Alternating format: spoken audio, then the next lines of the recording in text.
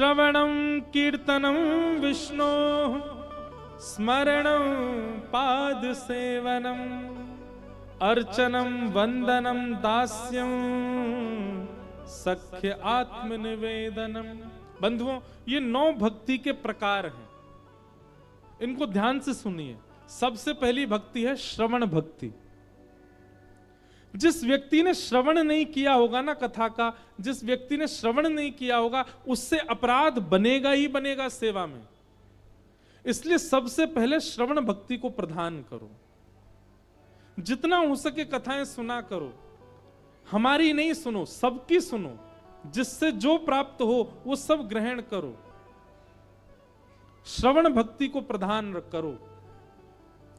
अगर श्रवण भक्ति आपकी अच्छी नहीं है तो निश्चित है कि आपकी अन्य भक्तियों में आपसे अपराध बनेगा। आप वृंदावन जाओगे, आपसे अपराध बनेगा। आप परिक्रमा जाओगे, आपसे अपराध बनेगा। आप ये नहीं सीख पाओगे धाम में जाना कैसे चाहिए। आपके घर कभी संत आ गए, उनका अपराध बन जाएगा। तो ये सारे अपराधों से मुक्त होने के लिए आपको कथा सुनना अति अनिवार्य है, क्योंकि कथा में बताए गए नियमों से ही अपराध से बचा जा सकता है। इसलिए श्रवण भक्ति प्रथम भक्ति। दूसरी भक्ति कीर्तन भक्ति। कीर्तन का मतलब क्या होता है? हरे कृष्ण गाना, ये कीर्तन नहीं है। ये तो नाम जप है, ये संकीर्तन है। पर कीर्तन का मतलब होता है सुनी हुई कथा का ही चिंतन, अपने मन को बार बार सुनाना। इसी को कीर्तन कहते हैं। तन से परे होकर के, हम तन के देह के अभिमान से परे होकर के जब ठाकुर जी की कीर्ति में रमने लग जाते हैं, उसी को कीर्तन कहते हैं। अभी हमारा तन अभिमानी है, ये कहता है ऐसे बैठाओ तो हम ऐसे बैठ जाते हैं, ये कहता है ऐसे बैठाओ तो हम ऐसे बैठ जाते हैं, ये कहता है कि मुझे खड़ा करो तो हम खड़े कर देते हैं, खिलाओ तो खिलाते हैं। पर ये तन जब अपना अभिमान से परे हो जाता है तो ये सामान्य हो जाता है, और सामान्य होकर के सब कुछ भगवान को न्योछावर कर देता है। जैसे भक्तिमती मीराबाई। मीराबाई का तन अभिमानी नहीं है। मीराबाई का तन अभिमानी होता तो मीराबाई राजकीय भेष में रहती। मीराबाई गले में मोतियों के और हीरे के हार पहन करके घूमती। मीराबाई का तन अभिमानी होता तो राजभवनों में रहती, वृंदावन में आकर के कुटिया बना के नहीं रहती। कीर्तन का मतलब क्या है? कथा जब आपके शरीर को लग जाती है ना, तो वही कीर्तन में परिवर्तित कर देती है। आपका तन कीर्ति से परे हो जाता है, देह के अभिमान से परे ठाकुर जी की कीर्ति में रमने लग जाता है।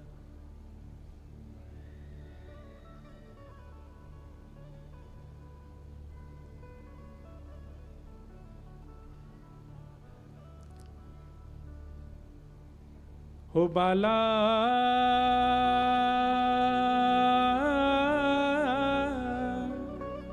मीराबाई गाती, मैं बैरागन हूंगी हूंगी, मैं बैरागन हूंगी, मैं बैरागन हूंगी। ओ बाला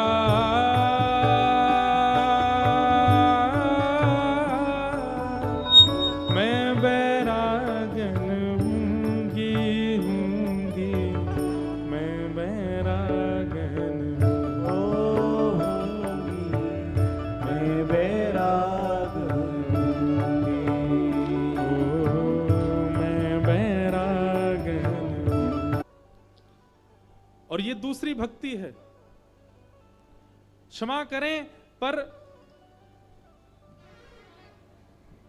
ठाकुर जी का जितना भजन बढ़ रहा है उतना ही श्रृंगार भी बढ़ रहा है, उतनी मन की इच्छाएं भी बढ़ रही हैं, उनकी देह की इच्छाएं भी बढ़ रही हैं। तो कहीं ना कहीं आप श्रवण में चूक कर रहे हो, तभी कीर्तन वाली स्थिति में नहीं आ रहे हो। कीर्तन जब होगा तो तन की स्थिति से परे हो जाओगे, मीराबाई की तरह। हमारा कहने का मतलब बिल्कुल जोगन बन जाना नहीं है। हमारा कहने का मतलब भाई लोग सब छोड़ छाड़ के चले जाएं, वो नहीं है। पर देह अब पहले की तरह इच्छाएं नहीं रखता है, अब सम हो गया है, सामान्य हो गया है, तो मतलब कीर्तन है। तीसरी भक्ति का स्वरूप क्या है? स्मरणम। आप किसी को भी देखते हैं, उसको देख करके आपको क्या याद आता है, ये आपकी स्थिति बताता है। जैसे सब लोग सावधानी से इधर देखो,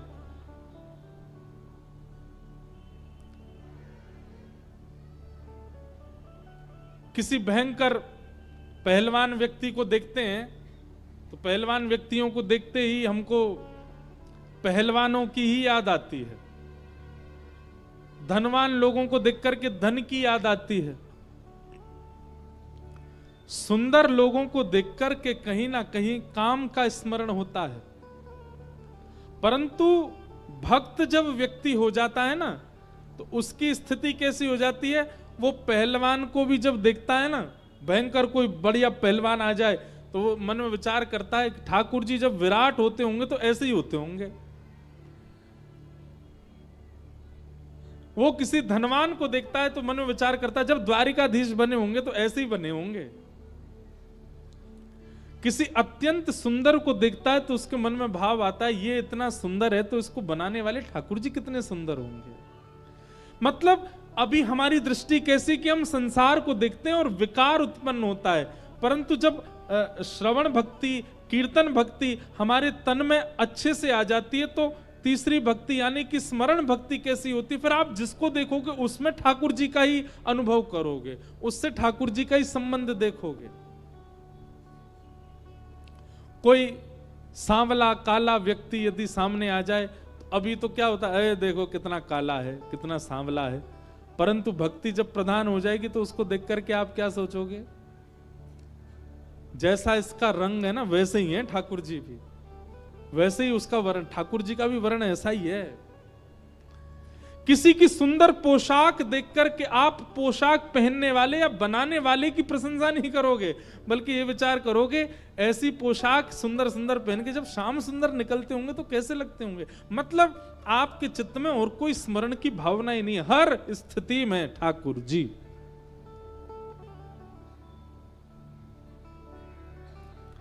श्रवणम कीर्तनम विष्णु स्मरणम, तीसरी भक्ति है स्मरणम, और चौथी भक्ति पाद सेवनम।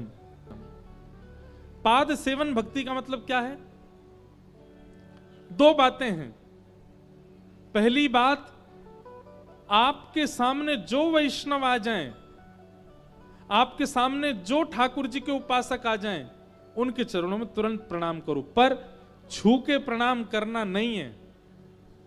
स्पर्श के प्रणाम से ही हम लोगों को ऐसा लगता है छू के करेंगे तो ही करंट आवेगा हम में, जैसे छू के करंट आता है वैसे छू के प्रणाम पूरा होगा। नहीं, प्रणाम तन से नहीं होता। प्रणाम आपके हाथ जोड़ने और सिर झुकाने से, ये तो एक क्रिया है, ये तो एक स्ट्रक्चर है।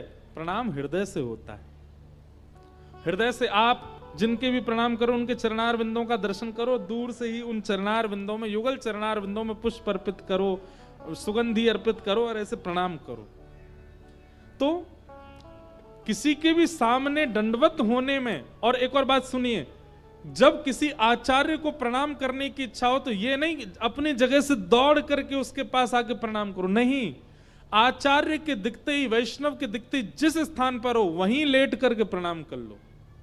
ये दंडवत प्रणाम का नियम होता है।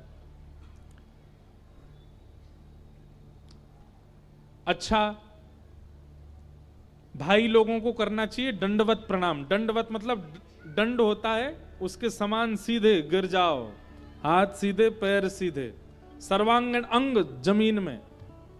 और माताओं को करना चाहिए षष्ठ अंग प्रणाम, 6 अंगों से, घुटने, 2 हाथ और सिर, बस इन्हीं से, और 2 पैर के वो, बस इन्हीं से प्रणाम करें। उनको दंडवत नहीं करना चाहिए। और करना कैसे चाहिए? जहां है वहीं से करो।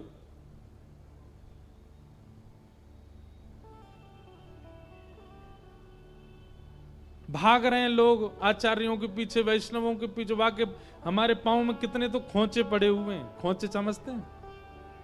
खोंचे समझते हैं? नाखून से ऐसे। कुछ दिन पहले एक कथा थी चंडीगढ़ में, तो उसमें एक उत्सव था, तो उत्सव में बीच में ऐसे एक रेलिंग बनाई, उस पर चढ़ करके हम नंदोत्सव मना रहे थे। महाराज लोगों के बस में नहीं पड़ी, नाखून तोड़ ताड़ के ले गए पैरों के। एक मैया ने तो धोती पकड़ ली, मैंने मैया खुल जाएगी, बोले खुल जाने दो लेकिन पैर छूंगी। मैंने कि मैया ऐसे नहीं, ये कोई प्रणाम है?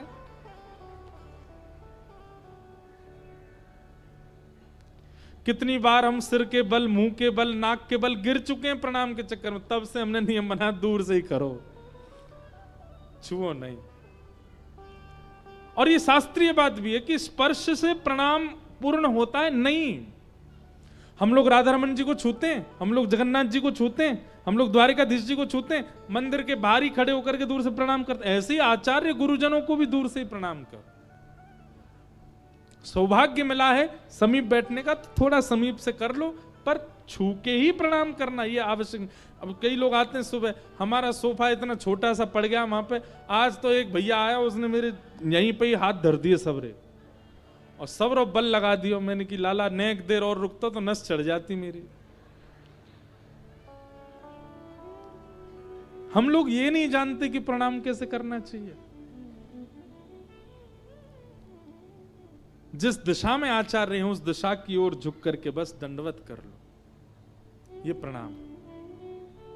तो श्रव, हाँ, तो दूसरी बात क्या कि यहां पर चौथी भक्ति आई है पाद सेवनम, चरण सेवा। किसकी करो? वैष्णवों की, आचार्यों की।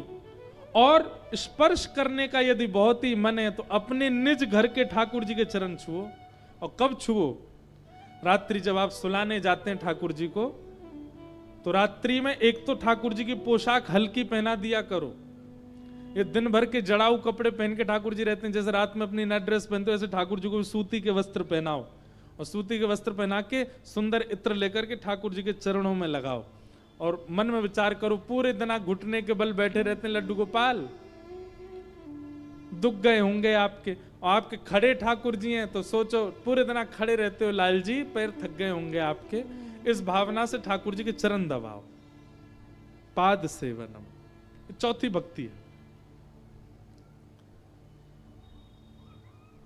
पांचवी भक्ति का नाम है अर्चनम। ठाकुर जी की अर्चना करो। अर्चना करने का मतलब पुष्प पधराओ, तुलसी पधराओ, भोग पधराओ, इत्र पधराओ, चंदन लगाओ, ठाकुर जी को सुंदर सुंदर कुछ नैवेद्य दो, अर्चना करो, दिव्य दिव्य अर्चनाएं करो। वंदनम छठवीं भक्ति, भगवान की कोई वंदना गाओ, किसी की गाई हुई गाओ, और अपने आप नहीं, अगर अपने आप बनाने की क्षमता हो तो अपने आप बना करके कुछ गाओ। जैसे हमने वृंदावन प्यारो वृंदावन बनाया, ठाकुर जी को निवेदित किया। राधा रमणम हरे हरे बनाया, ठाकुर जी को निवेदित किया। ऐसी कई भाव है, वो बना करके निवेदित किए हैं। ऐसे अगर आपकी क्षमता है, आपको लगता है कि आप बना सकते हो, कुछ शब्द बनाओ, उससे ठाकुर जी की वंदना करो। और नहीं बना पा रहे तो फिर सूरदास, मीराबाई आदि इन पूर्व के भक्तों के लिखे हुए भाव सुनाओ, वंदना करो।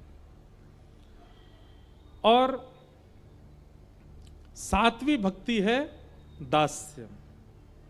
ठाकुर जी के समय समीप दासत्व। दास का मतलब क्या होता है? पूर्ण समर्पण।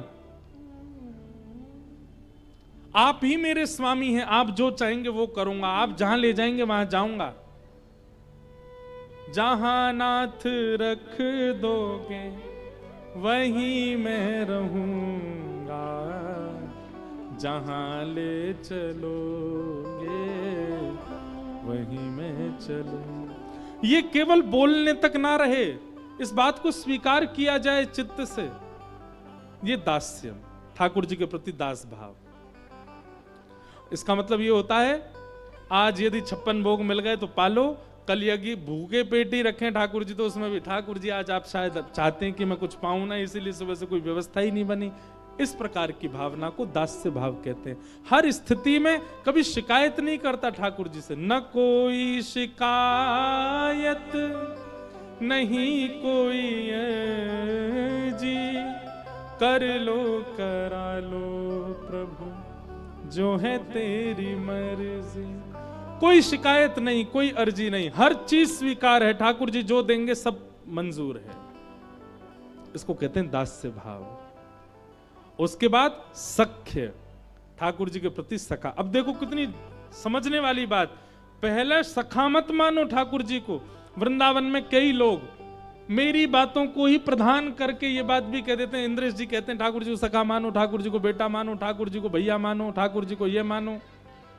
अरे ठाकुर जी को सखा मानने से पहले 7 बात और बताई गई हैं। ठाकुर जी से संबंध बनाने से पहले श्रवण करो, कीर्तन करो, स्मरण करो, पाद सेवन करो, अर्चन करो, वंदन करो, दास बनो, उसके बाद सख्य। अब सीधी 10 सीढ़ी चढ़ के ऊपर जाओगे तो मुंह के बल गिरोगे। बीच बीच की सीढ़ियां, इन पे चढ़ना पड़ेगा ना ऊपर। दास्यम के बाद सख्य, ठाकुर जी को अपना सखा मान लो। और सख्य मानने का मतलब क्या है?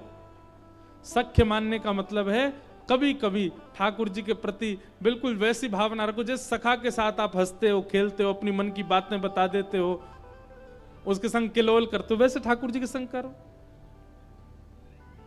और अंतिम और 9वां भक्ति का स्वरूप है आत्मनिवेदनम।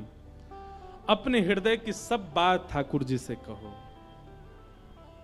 रसिक प्रीतम हित चित की बातें श्री गिरधारी जी सो कहिए, तलहटी गोवर्धन की रहिए। इस प्रकार ये 9 भक्ति हैं। हम अब 9 भक्ति पे तो प्रवचन 9 दिन तक हो सकता है, पर हमने सूक्ष्म भाव से कह